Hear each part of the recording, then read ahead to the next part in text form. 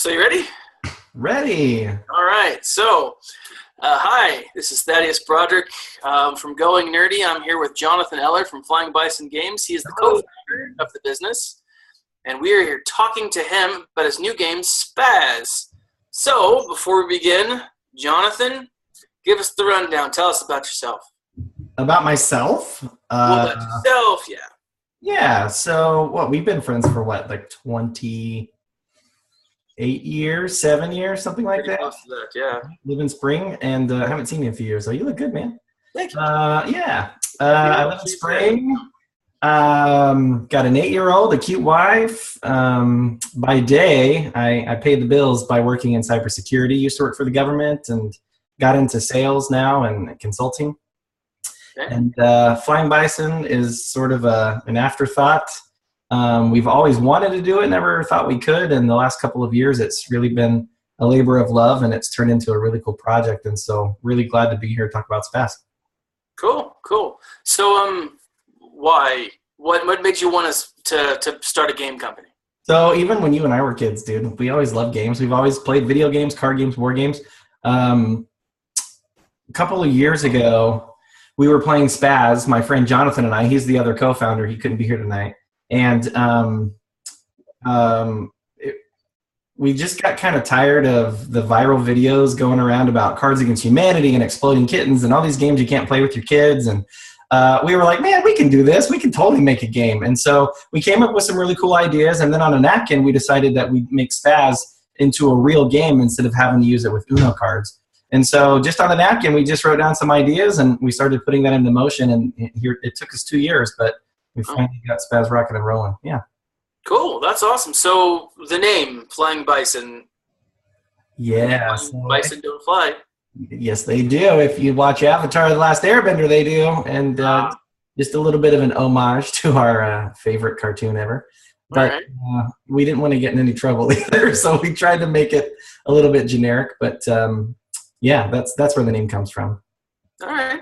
So tell me about Spaz. So Spaz, like I said before, it's actually been around for like 30 or 40 years. Uno's been around for almost 50. And it's a variant, like lots of card games out there. You use another game to play other games. So like Nerds or like Quackadoodle Moo or all kinds of games that you might use other Rip cards or Uno cards with.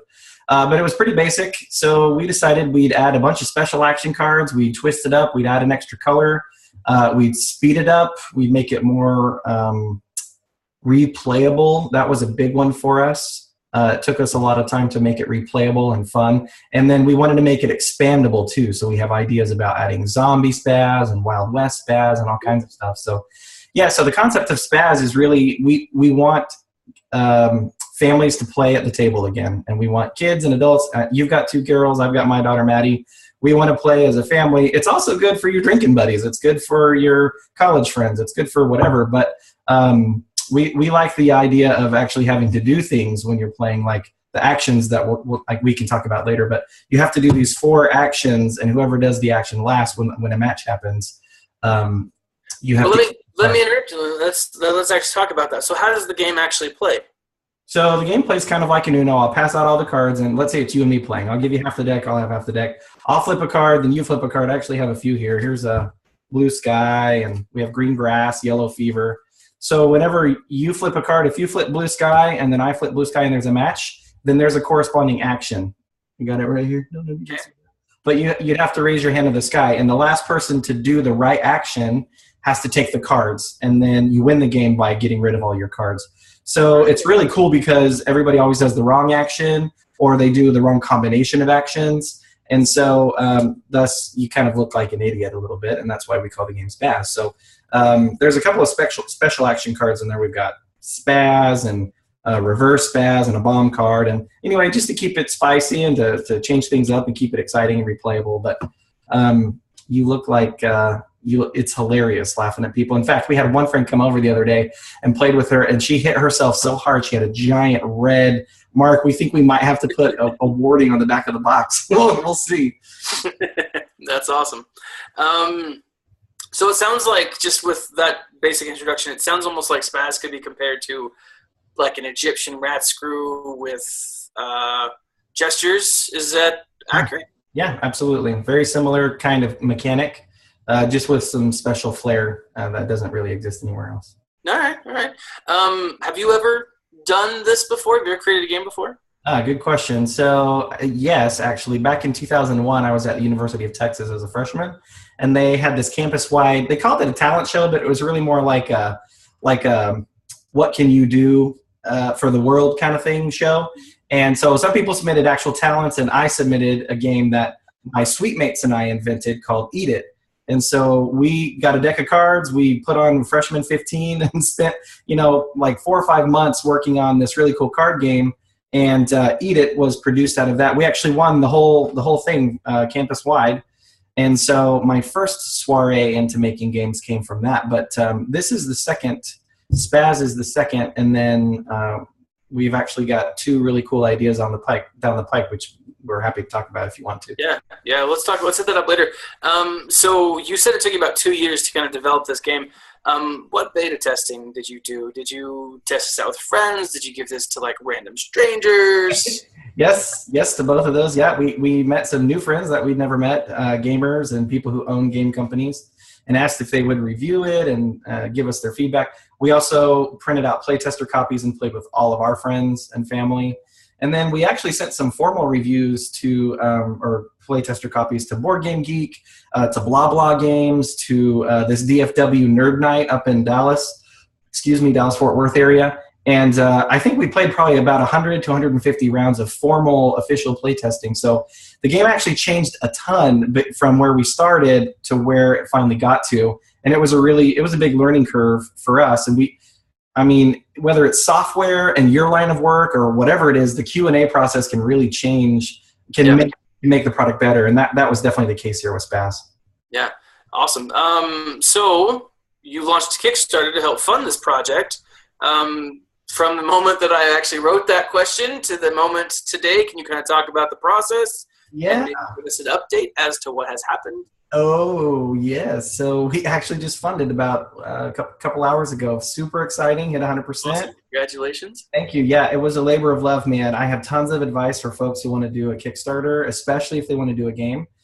We have learned a lot, for sure, about printing and about social media and about a following and what to write, what not to write, how to do some research and stuff, and little tidbits here and there that can make a difference. But yeah, so the Kickstarter, we decided to do Kickstarter and not any of the other platforms because Kickstarter gaming specifically is one of the top things that Kickstarter does. In fact, its #1 backed project in history was a card game called Exploding Kittens. And so we actually we played it too. We try to make fun of it a little, but that's just because we're jealous of it. They got $8 million in 30 days. And so we wanted to do the same thing. And so, yeah, it's been a journey, but we finally funded, and we've got 10 days to go, I think. And we're hoping we can clean up and maybe even double how far we've gone before we finish. That's awesome. That's awesome. So how would people donate to you? What's the link for your Kickstarter? Can you talk about that a little bit? Yeah, easiest way is just to go to flyingbisongames.com, and there's a big giant button that says Get Spaz. It'll take you directly to our Kickstarter page, or you can go to our Facebook page, which is also Flying Bison Games. It'll take you there too. And now that you've funded, are you, like you said, what are your goals for this? Are you going to start producing? When does Spaz go into production? Good question. We actually had a phone call tonight with the Cardamundi people. They're the people who print Uno and Phase 10 and Skippo. And we have quotes for them, and I think they're our leading choice for actual printing. And so we're just waiting to get a couple more final quotes, and we hope to start printing in end of October and then shipping in November so people can get it for Christmas. Now, in the Kickstarter, we show that it's going to be February, but we didn't want to overpromise and underdeliver. We'd much rather tell people, hey, it's going to be February, but surprise them for Christmas. So we're hoping everybody can have Spaz in their hands for Christmas. Awesome. So after Spaz, what's next? Yeah, that's a good question. So we're hoping to get it in front of Walmart and Target and CVS and Walgreens. Maybe, that could obviously be a game changer for us. Absolutely. Connections there, and we've actually met with the folks there, and they're eagerly awaiting our next meeting with them. Another thing is we have several friends who've approached us. One of our friends, He actually, pretty famous author, wrote a book. It got turned into a screenplay, which got turned into a global movie. And he's asked us if we'd make a board game for it. We said, yeah, absolutely, we'd love to. And then we have a couple of our own ideas. Like I mentioned, we want to do a zombie spaz. We want to do a Wild West spaz. And all of those will be standalone games, kind of like Killer Bunnies or Smash It Up. But you can also add them to a huge, large, crazy game and make it a 20-person game if you want to. So we just want to make family-friendly games that everybody can play all the time. We want to replace your old Uno, your old Face 10 that you got tired of. We want to replace those with a bunch of new games. Yeah, that's awesome. That's awesome. Well, John, I appreciate the time that you have, and I wish you best of luck. For those, again, this is Thaddeus Broderick from Going Nerdy talking with Jonathan Eller, the co-founder of Flying Bison Games, talking about his latest game, or his most recent game, Spaz. You can follow the link below to check out his Kickstarter page, or follow the link below that to check out his Facebook page. If you have any questions, John, can we add your contact information as well? Yep, for sure. I'll share it. It'll be on the bottom there. Awesome. Sounds great. Well, thanks for your time, John. We wish you all the luck, and have a good night. Thanks, man. Bye, y'all.